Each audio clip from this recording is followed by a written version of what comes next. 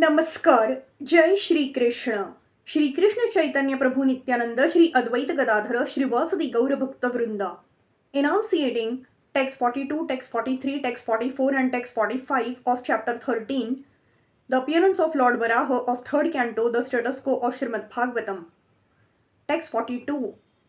संस्थापयैनां जगतां सतस्थूषां लोकाय पत्नीमसि मातरं पिता विधेम चास्यै नमसा सह त्वया यस्यां स्वतेजो अग्नि मिवारणावधाः. O Lord, for the residential purposes of all inhabitants, both moving and non-moving, this earth is your wife and you are the Supreme Father. We offer our respectful obeisances unto you, along with Mother Earth, in whom you have invested your own potency, just as an expert sacrificer puts fire in the Arani wood. The so-called law of gravitation, which sustains the planets, is described herein as the potency of the Lord. This potency is invested by the Lord in the way that an expert sacrificial Brahman puts fire in the Arani wood by the potency of Vedic mantras. By this arrangement, the world becomes habitable for both the moving and non-moving creatures. The conditioned souls who are residents of the material world are put in the womb of Mother Earth in the same way the seed of a child is put by the father in the womb of the mother. This conception of the Lord and the earth as father and mother is explained in Bhagavad Gita 14.4. Conditioned souls are devoted to the motherland in which they take their birth, but they do not know their father. The mother is not independent in producing children. Similarly, material nature cannot produce living creatures unless in contact with the Supreme Father, the Supreme Personality of Godhead. Srimad Bhagavatam teaches us to offer obeisances unto the mother along with the father, the Supreme Lord, because it is the father only who impregnates the mother with all energies for the sustenance and maintenance of all living beings, both moving and non-moving. Text 43. Kaha shraddha dhitanya tamastav prabho rasam gataya bhuva udvi barhanam na vismayo asau tvai vishva vismaye yo Mayagedam Sasruje Ati Vismayam. Who else but you, the Supreme Personality of Godhead, could deliver the earth from within the water? It is not very wonderful for you, however, because you acted most wonderfully in the creation of the universe. By your energy, you have created this wonderful cosmic manifestation. When a scientist discovers something impressive to the ignorant mass of people, the common man without inquiry accepts such a discovery as wonderful. But the intelligent man is not struck with wonder by such discoveries. He gives all credit to the person who created the wonderful brain of the scientist. A common man is also struck with wonder by the wonderful action of material nature, and he gives all credit to the cosmic manifestation. The learned Krishna's conscious person, however, knows well that behind the cosmic manifestation is the brain of Krishna, as confirmed in Bhagavad Gita 9.10. Mayadhyakshen prakrutiha suyate sacharacharam. Since Krishna can direct the wonderful cosmic manifestation, it is not at all wonderful for him to assume the gigantic form of a boar and thus deliver the earth from the mire of the water. A devotee is therefore not astonished to see the wonderful boar because he is aware of the fact that the Lord is able to act far more wonderfully by his potencies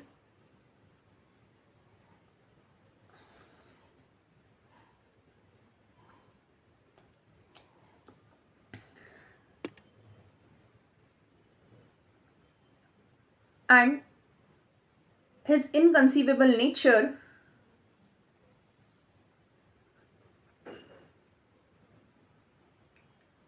is not known even to the brain of the most erudite scientist.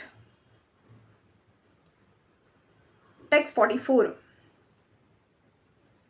Vidhunvata Vedamayam Nijam Vapurjanas Tapas Satyanivasino Vayam Sata Shikhoda Dhuta Shivambu Bindu Bhira Vimrujyamana Bhrusha Misha Pavitaho. O Supreme Lord, undoubtedly we are inhabitants of the most pious planets, the Jana, Tapas, and Satya Lokas. But still, we have been purified by the drops of water sprinkled from your shoulder hairs by the shaking of your body. Ordinarily, the body of a hog is considered impure, but one should not consider that the hog incarnation assumed by the Lord is also impure.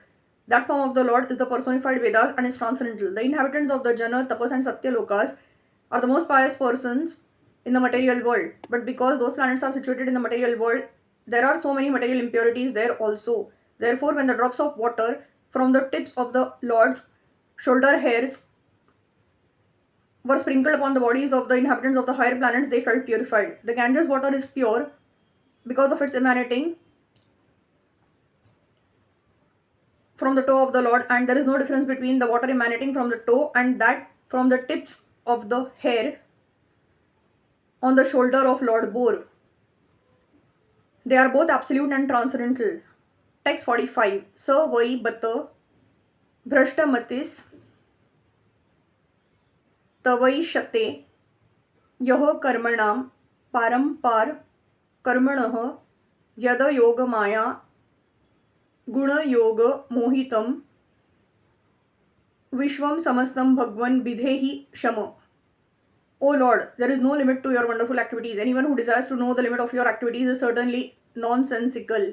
Everyone in this world is conditioned by the powerful mystic potencies. Please bestow your causeless mercy upon these conditioned souls. Mental speculators who want to understand the limit of the unlimited are certainly nonsensical. Everyone of them is captivated by the external potencies of the Lord. The best thing for them is to surrender unto Him, knowing Him to be inconceivable, and thus they can receive His causeless mercy. This prayer was offered by the inhabitants of the higher planetary systems, namely the Jana, Tapas, and Satya Lokas, who are far more intelligent and powerful than humans. Vishwam Samastam is very significant here. There are the material world and the spiritual world. The sages pray both worlds are bewildered by your different energies. Those who are in the spiritual world are absorbed in your loving service, forgetting themselves and you also, and those in the material world are absorbed in material sense gratification and therefore also forget you. No one can know you because you are unlimited. It is best not to try to know you by unnecessary mental speculation. Rather, kindly bless us so that we can worship you with causeless devotional service. Hare Krishna, Krishna Krishna, Hare Hare, Hare Ram, Ram Ram, Hare Hare.